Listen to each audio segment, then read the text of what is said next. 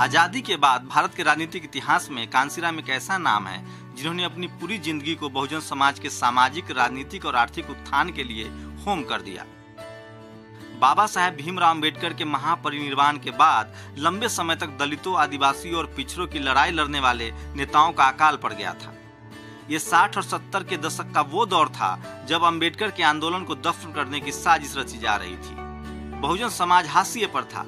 ऐसे हालात में कांसीराम ने बहुजन हित के लिए सड़क पर उतरकर फिर से संघर्ष की शुरुआत की। कांसीराम का जन्म 15 मार्च 1934 को पंजाब के रोपड़ जिले में हुआ था।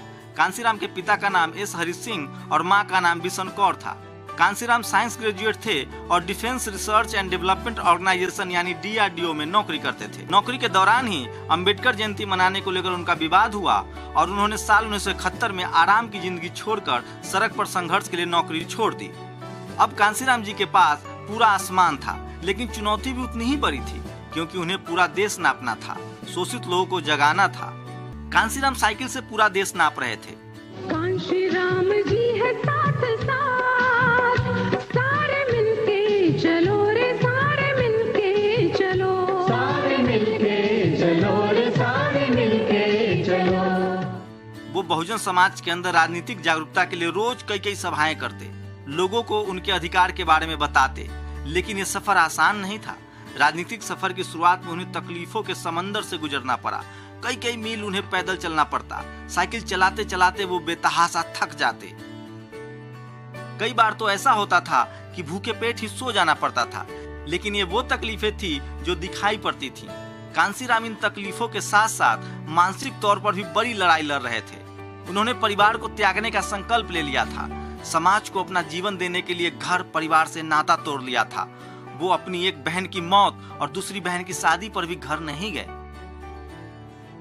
यही नहीं, पिता के अंतिम संस्कार में भी शामिल नहीं हुए। एक बार कांसीराम की मां उन्हें वापस लेने के लिए पुणे आई, लेकिन उन्होंने लोगों की भलाई के लिए मां की ममता को भी ठुकरा दिया। साल 1981 में वो इलाहाबाद संसदीय सीट से बीपी सिंह के खिलाफ लोकसभा चुनाव के लिए मैदान में कूदे। चुनाव में वो भले ही हार गए थे, लेकिन पूरा देश उन्हें नेता मान चुका था।